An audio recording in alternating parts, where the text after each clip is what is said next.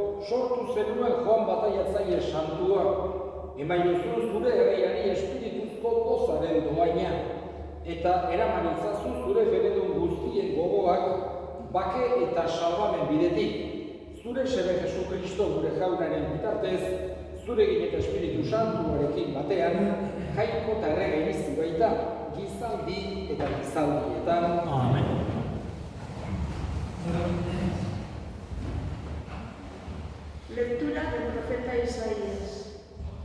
Escuchadme, islas. Atended, pueblos lejanos. Estaba yo en el vientre y el Señor me llamó. En las entrañas maternas y pronunció mi nombre. Hizo de mi boca una espada afilada. Me escondió en la sombra de su mano. Me hizo flecha bruñida. Me guardó en su aljaba y me dijo: Tú eres mi esclavo, Israel, de quien estoy orgulloso. Mientras yo pensaba, en vano me he cansado, en viento y en nada he gastado mis fuerzas. En realidad, mi derecho lo llevaba el Señor, mi salario lo tenía mi Dios. Y ahora habla el Señor, que desde el vientre me formó siervo suyo, para que le trajese a Jacob, para que le reuniese a Israel. Tanto me honró el Señor, y mi Dios fue mi fuerza. Es poco que seas mi siervo, y restablezcas las tribus de Jacob, y conviertes a los supervivientes de Israel. Te hago luz de las naciones, para que mi salvación alcance hasta el confín de la tierra. Palabra de Dios.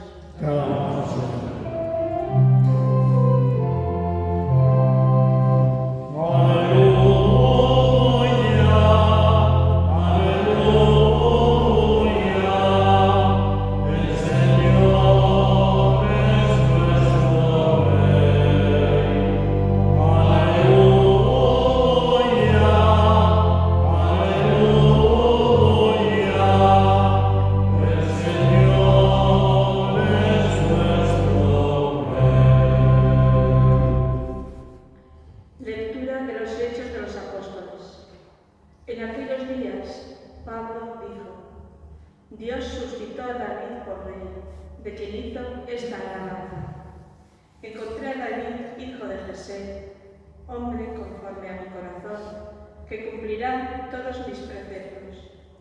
De su descendencia, según lo prometido, sacó Dios un Salvador para Israel, Jesús. Juan, antes de que él llegara, predicó a todo el pueblo de Israel un bautismo de conversión. Y cuando estaba para acabar su vida, decía: yo no soy quien pensáis, sino que viene detrás de mí uno a quien no merezco desatarle las sandalias. Hermanos, descendientes de Abraham y todos los que teméis a Dios, a vosotros se os ha enviado este mensaje de salvación. Palabra de Dios. Tocad la cita para el Señor, suenen los instrumentos, con clarines y al son de trompetas, aclamad al Rey y Señor.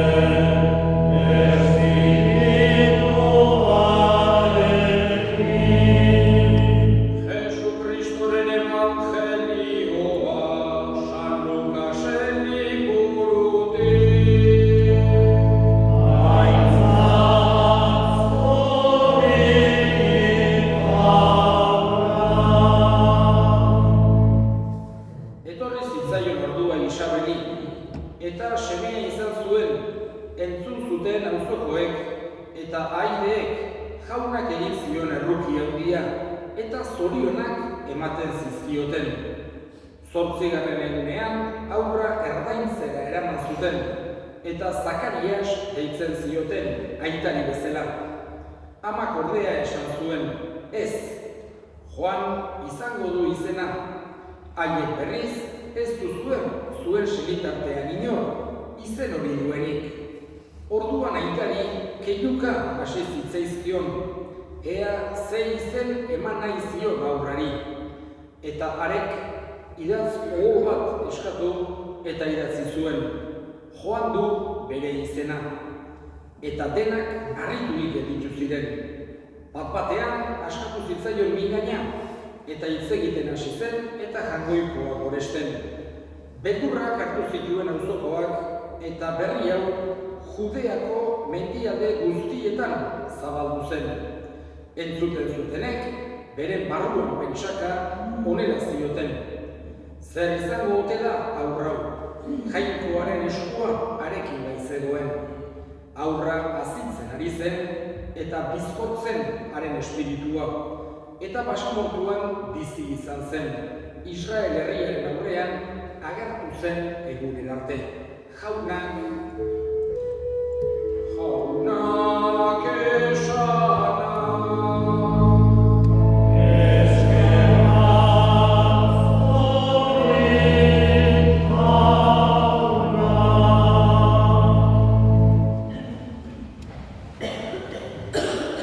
Gure herri eta parroki guztiek badute zaindariren bat. Zenbait kasutan, Ama Birjinaren abokazioren bat izaten da, Ama Birjinaren jaiotza, edo bere Ama Birjinaren zeruratzea, edo Ama Birjina sortzez garbia, eta bestetan santuren bat izaten da.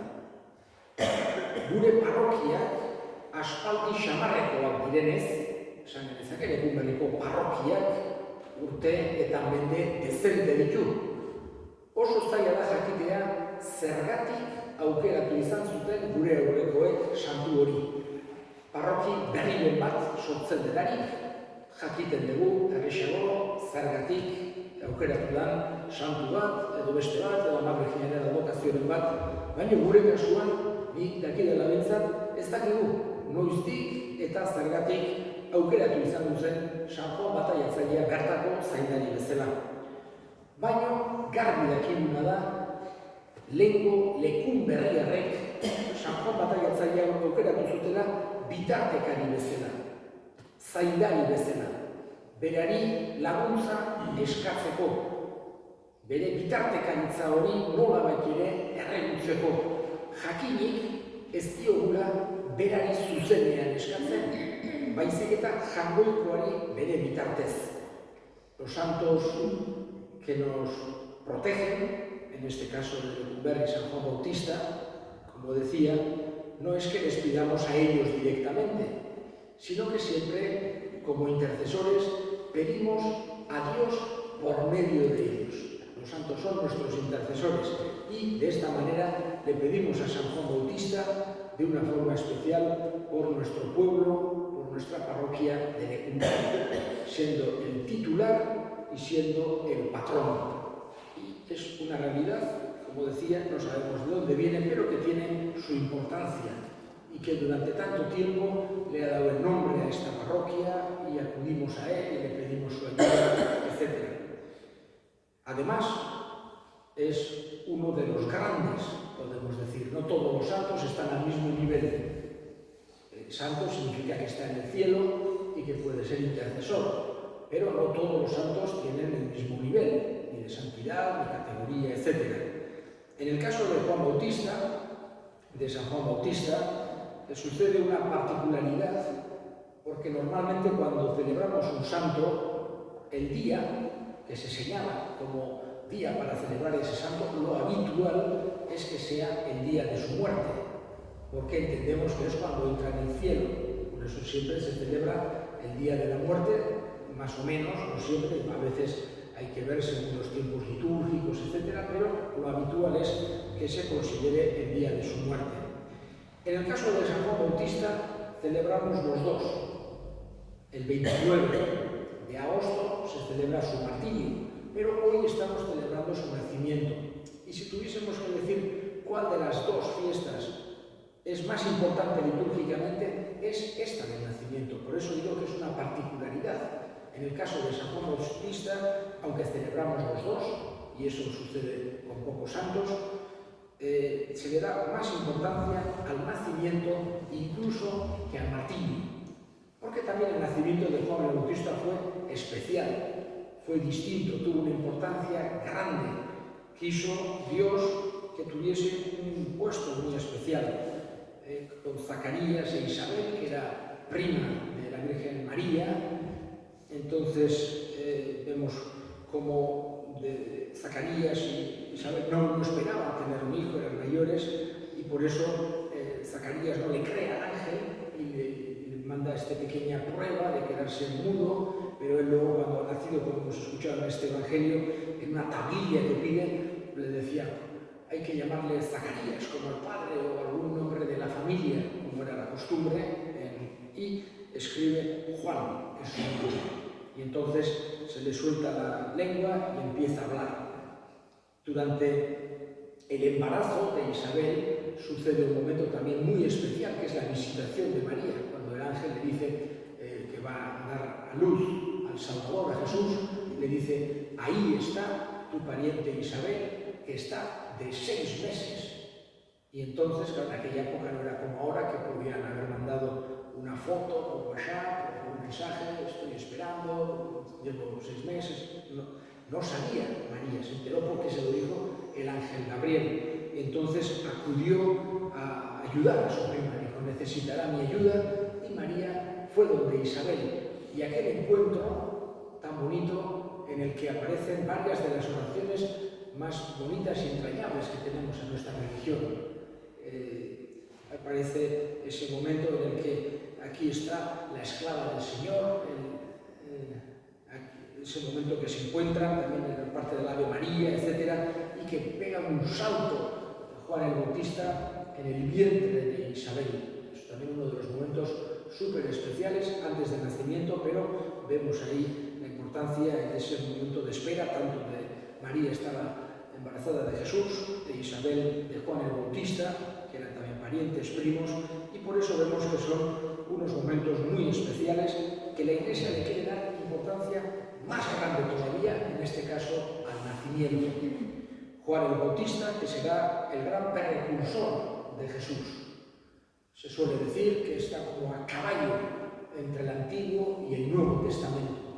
Podríamos considerar casi como el último de los profetas veterotestamentarios, del estilo que tenían los profetas antiguos, hombre austero, hombre íntegro, que pasó un tiempo grande en el desierto, con, digamos, calor, frío, hambre, sed, un hombre fuerte, curtido, muy sencillo, vestía con las pieles de animales y comía saltamontes y miel silvestre, un hombre realmente austero, fuerte como aquellos, y que no tenía miedo en decir la verdad proféticamente, incluso enfrentándose con Herodes, con Herodías, etc. Por muy poderosos que fueran, él no se asustaba delante de los poderosos, es decir, tenía todas las características que tenían los antiguos profetas y además anunciaba que ya estaba el Salvador, que ya estaba llegando, que estaba cerca. Esto también lo habían hecho todos los profetas antiguos. Por eso Juan el Bautista tiene todas las características de los profetas del Antiguo Testamento, pero a la vez nos lo encontramos en el Nuevo Testamento y tiene trato con Jesús desde el vientre de la madre, que ya está anunciando la venida de Jesús, y luego tiene un punto o un momento, ya con esto terminaré, porque no voy a seguir hasta el martirio, el 29 de agosto hablaré sobre el martirio, hoy hablaré solo del nacimiento, y entonces tiene un punto que es esencial también en la vida de Jesús, que es el bautismo en el Jordán, que es el paso entre la vida oculta y la vida pública de Jesús. Se da en ese momento. Y el gran protagonista, bueno, aparte por supuesto que está el Espíritu Santo en forma de paloma y la voz del Padre, etc., pero es Juan el Bautista el que confiere ese bautismo a Jesús. Pues nosotros le pedimos que de la misma manera que él presenta a Jesús a toda aquella gente de su época, también lo haga con nosotros, con todos los lecumberriadas de hoy en día, nos presente a Jesús, nos haga conocer a Jesús, a los que conocemos le conozcamos mejor y los que no conocen menos, también para que le puedan conocer mejor. Creo en Dios Padre Todopoderoso, Creador del cielo y de la tierra. Creo en Jesucristo, su único Hijo, nuestro Señor, que fue concebido por obra y gracia del Espíritu Santo. Nació de Santa María Virgen, padeció bajo el poder de Poncio Pilato, fue crucificado, muerto y sepultado, descendió a los infiernos, al tercer día resucitó de los muertos, subió a los cielos y está sentado a la derecha de Dios Padre Todopoderoso. Desde allí a la vida a vivos y muertos. Creo en el Espíritu Santo, la Santa Iglesia Católica, la comunión de los santos, el perdón de los pecados, la resurrección de la carne y la vida eterna. Amén. Y elevemos ahora nuestras súplicas al Señor. Vamos a pedir la intercesión de San Juan Bautista por todos los lecumberrianos. Vamos a pedir por los que están naciendo este año. Vamos a pedir los que se nos han precedido, todos los que han muerto. Vamos a pedir todos aquellos que estáis celebrando bodas de oro, de plata, de diamante, de lo que sea, para que la vida siga adelante y tengamos siempre esa protección del cielo. Vamos a decir así, garantizada por Juan el Bautista. Roguemos a Dios.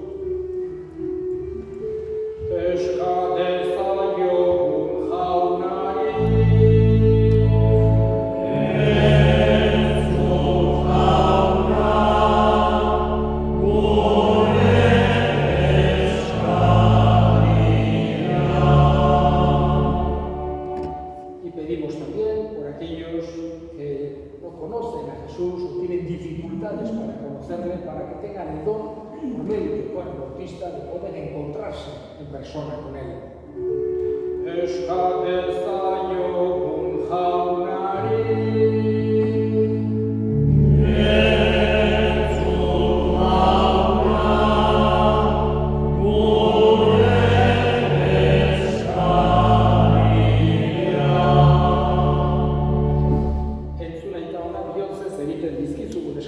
Jesu Kristo gure jaunaren bitartez. Amen.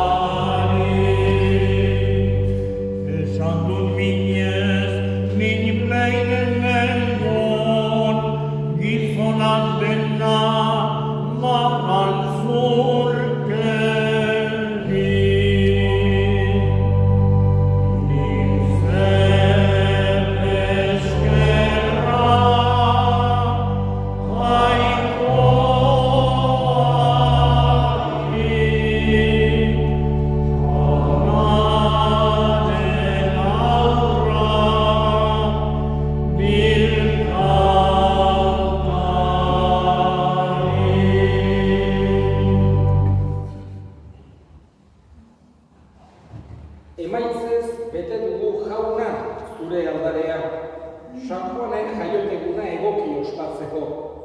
Berak esan baizuen munduaren salbatzailea hurbil zegoela. Baita erakutsi ere, ura etorri zenean, errege bizi baita gizaldi eta gizaldietan. Amen. Jauna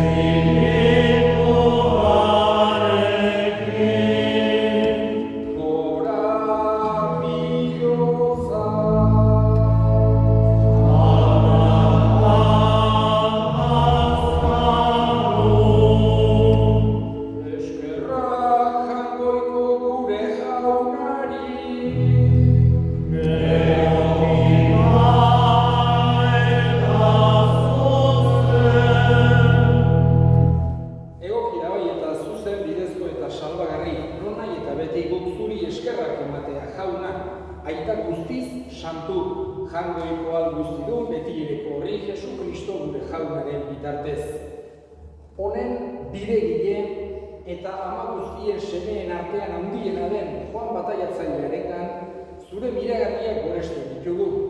Jaiotzan poz handia ekarri zion munduari eta jaio aurretik ere amaren sabelean jauzi egin zuen pozez, gizon emakume guztien salbatzailea etorri zitzaionean. Profeta guztien artean bera izan zen Jainkoaren bildotsa ezagutzera eman zuen bakarra. Berak bataiatu zuen Jordan ibaian bataioaren egilea. Urari salbamen indarra eman ziona eta odola isuriz egin zuen aitormenik handiena, Kristo jaunaren alde. Horregatik, zeruko indar guztiekin lurrean beti eta beti goresten zaitugu, zuri Jainko guztiz handi horri etengabe kantatuz.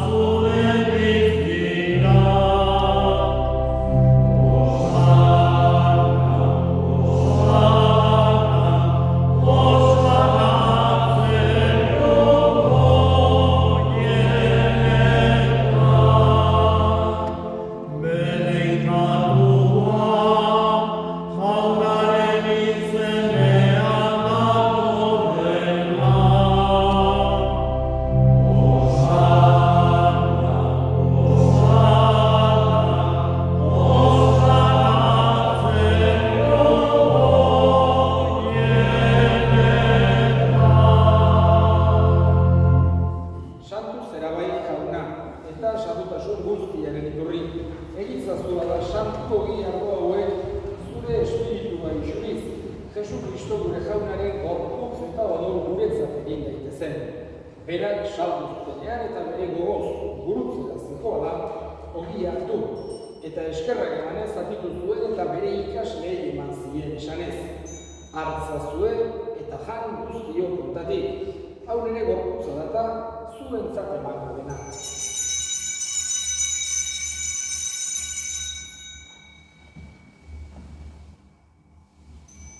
Era berean afalondoan kalizaturik berriz ere eskerrak emanez, bere ikasleei eman zien esanez.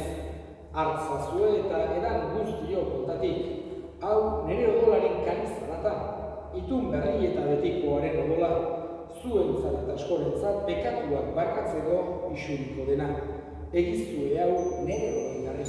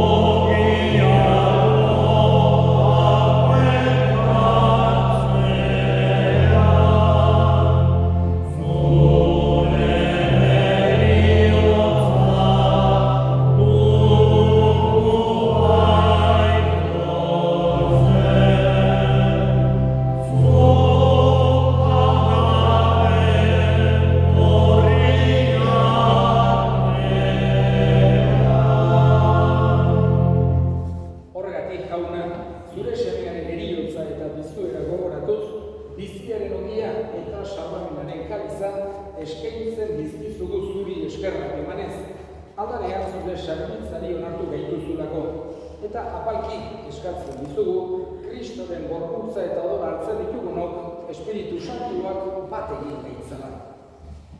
Izango jauna mundu guztian zabaldu dagoen zeuden izan.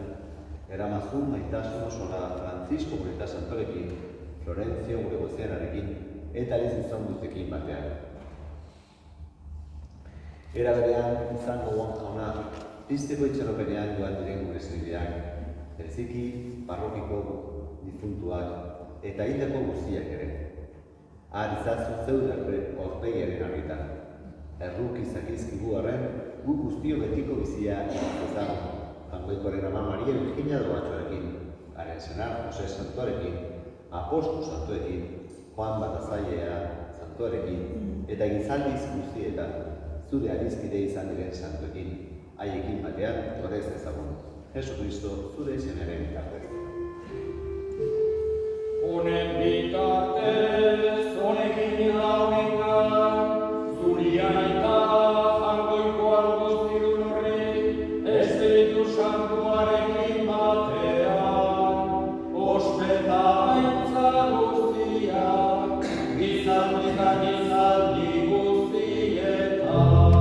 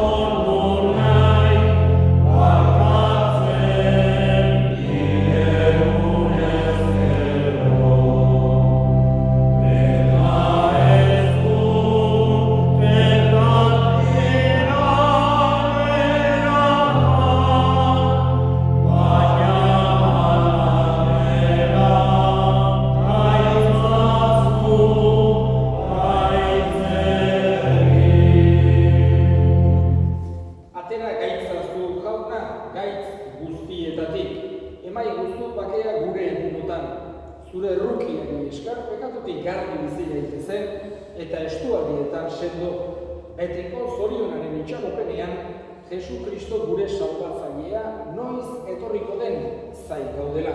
Zura ikuspeta indarra, orain eta beti. Jesu Kristo gure jauna, zuk esana da apostoluei, pakea uzten dizuet, nere pakea ematen, begira zure Elizaren sinismenari eta ez gure pekatuei, eta zure gogoa den bezala, eman jozu Elizari pakea eman batasuna, errege bizi daizela, gizaldi eta gizaldietan. Amen. Jaunaren pakea beti zuekin. Eta zuen espirituarekin. Eman jozue pakea ekarri.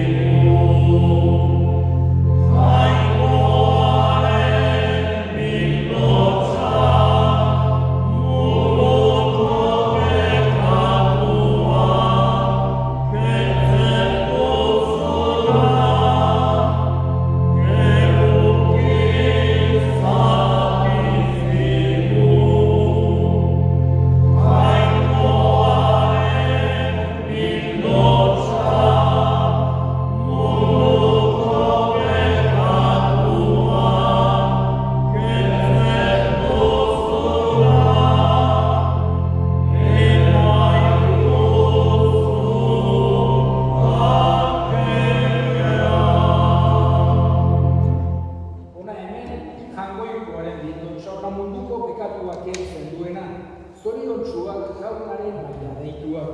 Jauna bierra inion, zure betxean sartzeko, da sartzez bat azalatuko naiz.